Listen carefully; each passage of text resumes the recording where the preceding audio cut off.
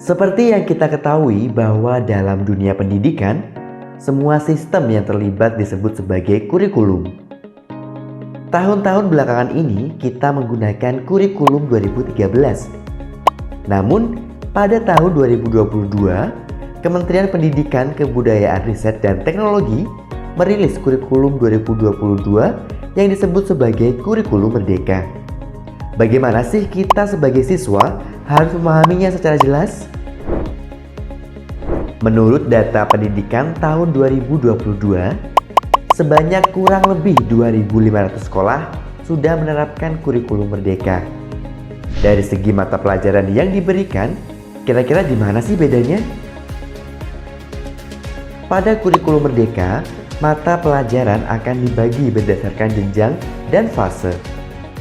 Pada jenjang sekolah dasar terdapat 3 fase, di antaranya fase A.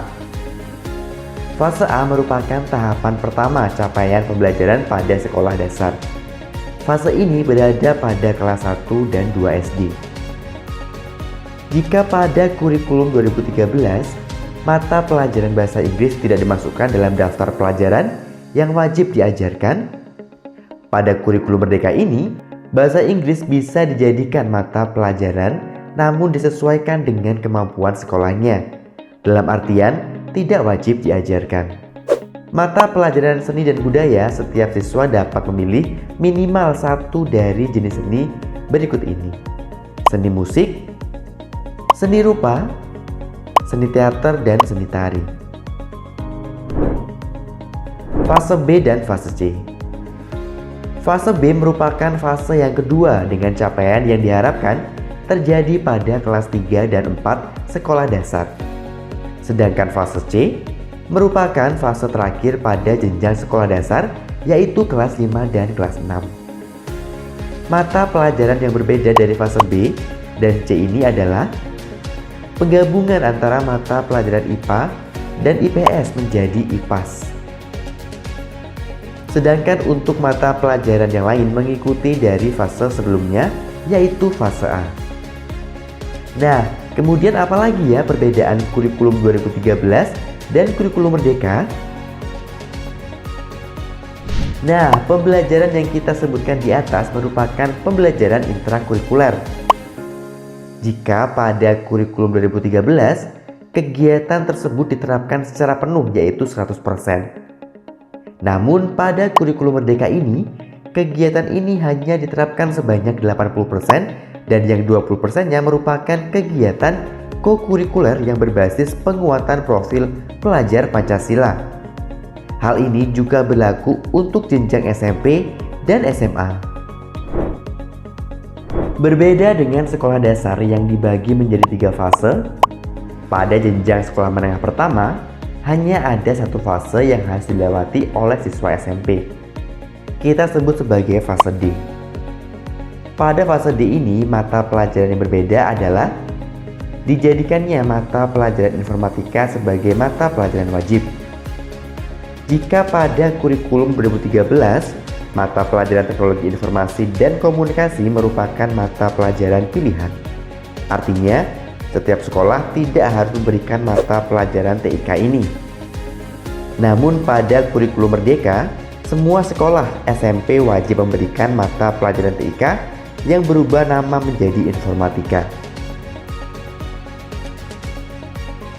Untuk mata pelajaran seni dan budaya serta prakarya, sekolah wajib menyediakan minimal 1 dari pilihan berikut.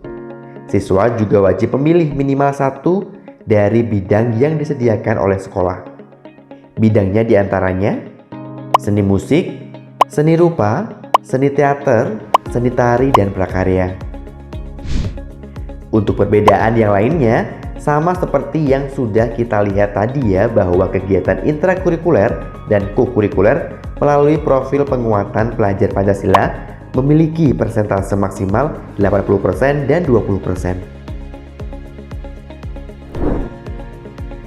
Setelah siswa menyelesaikan fase D, yaitu pada jenjang SMP, maka siswa akan memasuki fase berikutnya di jenjang SMA, yaitu fase E dan fase F. Fase E merupakan fase yang harus dilewati oleh siswa SMA kelas 1. Pada fase ini, ada perbedaan yang cukup signifikan pada kurikulum Merdeka terhadap kurikulum 2013. Jika pada kurikulum 2013, siswa kelas 10 atau kelas 1 SMA sudah diberikan pilihan jurusan IPA atau IPS, yang di dalamnya sudah ada mata pelajaran jurusan seperti IPA, yaitu biologi, fisika, kimia, dan IPS, ekonomi, geografi, dan sosiologi. Namun pada kurikulum Merdeka ini, fase E menghapuskan sistem penjurusan dan mata pelajaran spesifik. Siswa dalam fase E akan belajar 6 mata pelajaran di atas di dalam 2 mata pelajaran ringkas, yaitu IPA dan IPS kelas 10 SMA. Barulah saat siswa memasuki fase F, siswa diberikan keleluasaan untuk memilih mata pelajaran apa yang akan dipelajari sesuai dengan minat, dan juga disesuaikan dengan mata pelajaran yang disediakan dari pihak sekolah.